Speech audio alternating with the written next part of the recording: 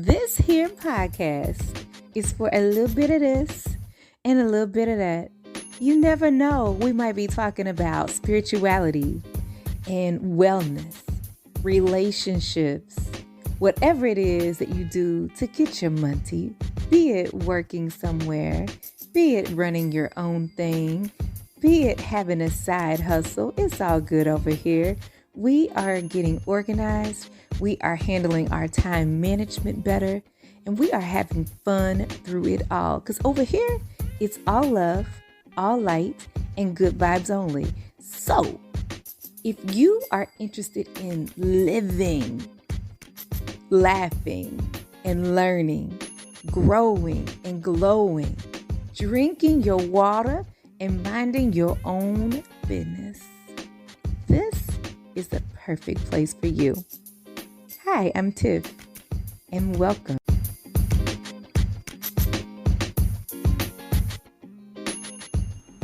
Hey friends, and welcome to another edition of the Life Unscripted podcast by Organized Energy. I am your girl Tiff, and I'm so glad to have you here with me for this edition. I hope that you are having an amazing day so far, and I hope that the time we spend together you will find to have been valuable to you. All right, so we are going to be talking about networking. A little note on networking. I have created a different episode on networking, but I want to break it down a little bit further. So I'm going to kind of make some smaller episodes on networking. So this one's going to focus on the who of networking. And you can network for different reasons, for personal reasons. Maybe you're just looking for some like-minded friends or a like-minded boo. Or whatever that might look like. It might be for professional or business or career reasons. You might be a leader somewhere and you're looking to network because of you want to expand your network for to help you for the benefit of the organization that you're leading. And I won't go on and on. You get the idea. So people network for different reasons, for personal and professional and otherwise. But sometimes it's a little tougher to figure out where to start when it comes to networking. This world is so big. Where do you begin?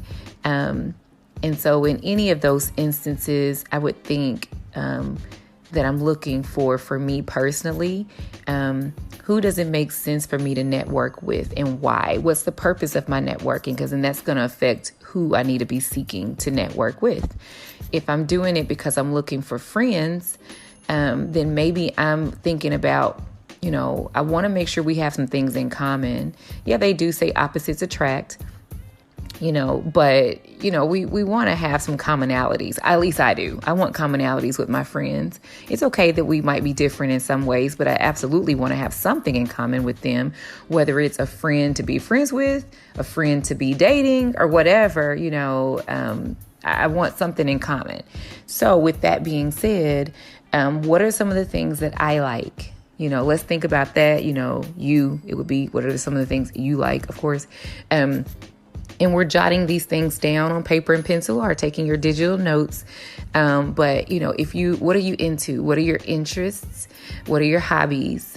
What kind of person are you wanting to evolve to become? So what does that person that you're wanting to become, need to be doing, So if you feel like fitness, having a healthy lifestyle, being active, is essential or key, then maybe obviously fitness groups, a gym, walking clubs, jogging clubs, all those kinds of things. Like what kind of events, or groups, are taking place, near you or not too far from you, that way. Or for me, that's what, that's a thing. If I'm into reading or writing, where are those groups at? Who does that? And so on and so forth. If it's for business, and for instance, if I were a realtor, as a realtor, I'm looking for people that would be a great ally or strategic partner for me. So as a realtor, I'm looking for other realtors. If that were me, I might look for other people that service realtors. So that might be bankers, mortgage loan officers, home inspectors, handymen, contractors, home remodeling companies, and so on and so forth, plumbers, electricians, and all those things, because they, lawn care and landscaping people, because, as if I were a realtor, all those professions can service my client, right? And so they might know people who could then maybe become my client. At least they could refer me to some, right? So I'm looking for like-minded people, but also those who provide some sort of service or have access to the people that I want to provide service for as well. So those are not direct competitors, because they're not doing exactly what I do. Those are competitive mates. We can partner and service that same client. I can sell them a house or sell their house. The plumber can fix their house. The contractor can build their house. The lawn care or landscaper can beautify, the outdoors around their home, so we're all servicing them. So let's come together to provide an amazing experience and a one-stop shop, or, an experience where we can just refer great quality people for this particular client, And so that's just the way I think when it comes to who I'm networking with or who I want to network with. Now, that can be on an individual level. And so individuals might be people that I'm already connected with on my social media platforms, such as LinkedIn, Facebook, and so on and so forth. There's so many connections on those platforms that you already have, and you've not really taken a deep dive to know who they are that you're connected with. A lot of times we collect connections and we don't nurture our networks, nurture those connections. And so you might want to take a second look at who you're already connected with that you didn't realize makes sense to get to know a little bit better. And so, perhaps, you might want to go through your LinkedIn, if you're on LinkedIn, and just giving as an example, connections, and just kind of look through and think, okay, oh, you know what? This really makes sense. I want to know more about Susie or Joe, because it looks like based on their LinkedIn profile, they say they do XYZ. That's perfect for what I'm doing. We might make really good friends or connect, strategic connections or alliances for each other, or whatnot. So I would definitely take a closer look at who I'm already connected with and start there to nurture my network. I would also, in the higher education field that I was once in, the recruiters for college that I worked at, they use a term called a PDR, a personally, oh gosh, I just lost the whole train of thought there. A personally developed referral. Goodness gracious, I forgot that D just that fast, but a personally developed referral. And what that meant was when a student would come in or a potential student comes in, the recruiter would, help them out. But then they would also say, hey, Joe, hey, Susie, could you refer 3 to 5 other people that's in your life, friends or family members that could benefit from coming here and getting an education, and so they would, and Susie or Joe is like, sure, I know 3 or 5 friends, let me give you their names and information. And the recruiter would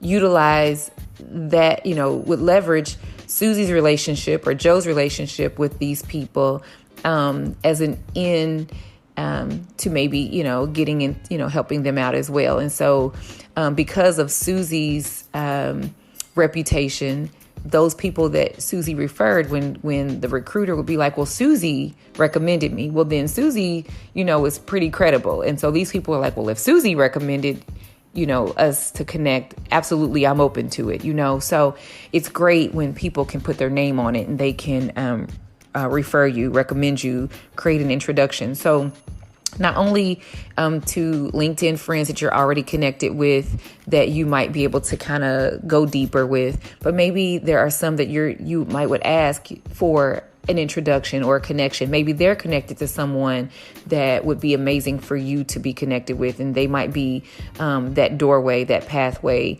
to help you get there and connect with this other person. And so, on LinkedIn, there's first, second, third degree kind of connections and things like that. And don't just stop with LinkedIn. I'm just using that as an example. And that's even only if you're even on LinkedIn. It could be other ways to connect. You might have a stack of business cards that you've collected over time at various events and opportunities to collect business cards, and you've not really taken a deep dive at some of those connections there. Go back through them and determine, which ones might be worth it to again, nurture something there and add those people to your network and nurture those people in your network, provide value for them. But in addition to the people that you already are connected with, that you want to kind of go back and kind of deepen those connections, in addition to the referrals that you might ask of, or introductions or connections from people you're already connected with. But how about looking again at allies, strategic partners, other people that make sense, like I gave with the example of the realtor. But then also, so now that we establish what kinds of people who, what their interests are, what their, specialties are, expertise, and all that. Okay, where are they? So individually, you might find them on social media platforms. But how about a little bit larger, like a small group? Where are their small groups, their support groups, their smaller networking groups? What are those groups called? What are those agencies? What are those organizations, those associations called? Look those up. And perhaps you might want to join them, join those groups, or subscribe to their newsletters, or attend their events, or follow those pages on social media, things like that. But then also there might be some governing bodies associated with that trade, that industry, that organization. There might be a local level, a city or county level, a state level, a national level to those organizations. And so they might, be worth you taking a look at as well. There might be an international level or governing body for those groups or associations as well. So those are my suggestions, and as an example, when I say that, so there's like a small group on LinkedIn of realtors that might meet, or might have a little group page on LinkedIn or whatever social networking site you might use. But then there might be the city level of realtors that meet. There might be the state level of realtors. There might be the National Realtor Association. You know what I mean? And then they might have conferences and webinars and meetups and things like that you might want to attend. That's what I mean by that. So anyway, I hope that this helped you. I hope that this inspired you. And let me know if I missed something, add to my list, so contact me. You can DM me on my social media pages or go to my website and hit me up there. There are resources that you can tap into that will help you keep track and keep up with those that you're networking with. So I recommend a client or customer relationship management tool. CRMs, a client or relationship management software that might be a good fit for you. If you go to my website, organizedenergy.co/resources, organizedenergy.co/resources, you will find CRMs, client or customer relationship management software suggestions there that might help you work smarter and not harder. You'll find some of the ones that I love, that I prefer. But there's always paper and pencil, and there's always spreadsheets that you can use to kind of keep up with these options so that you can kind of, keep track of them, work them as you need to work them.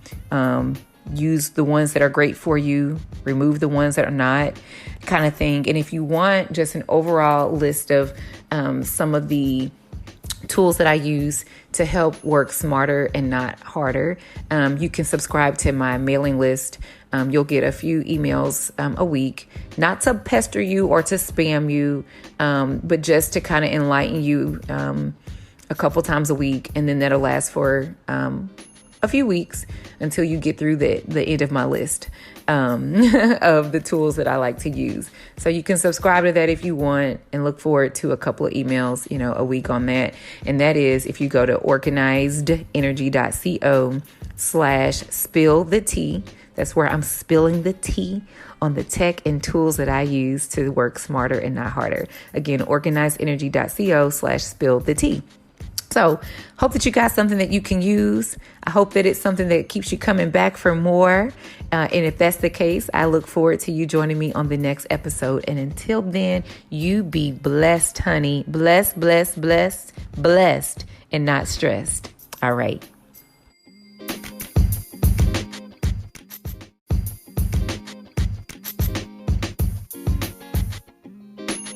It is awesome to listen to my show.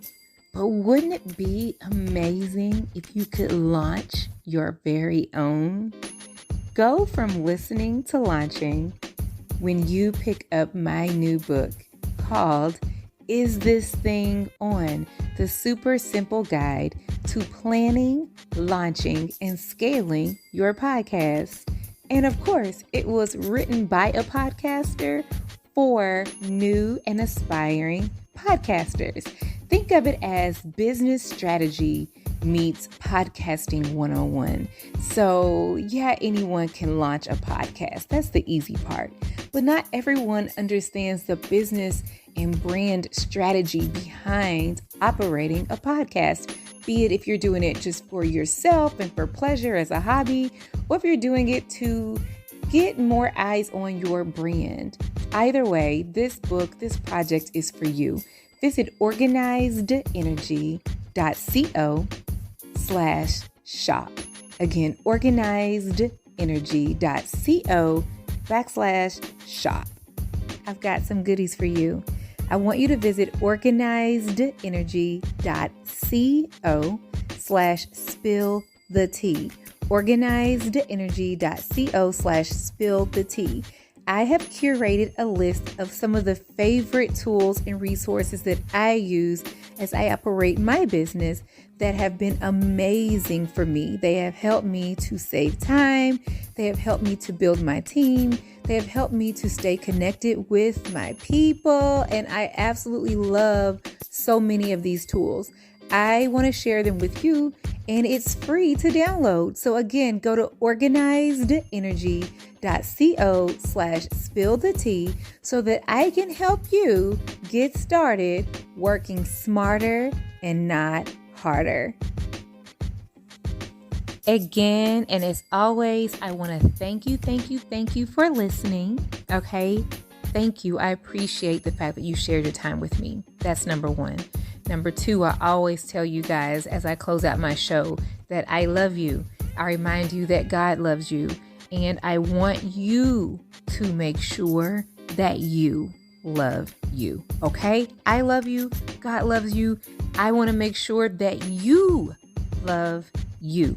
Now, if you enjoyed this show and what you heard today, I ask that you do me a favor as my bestie.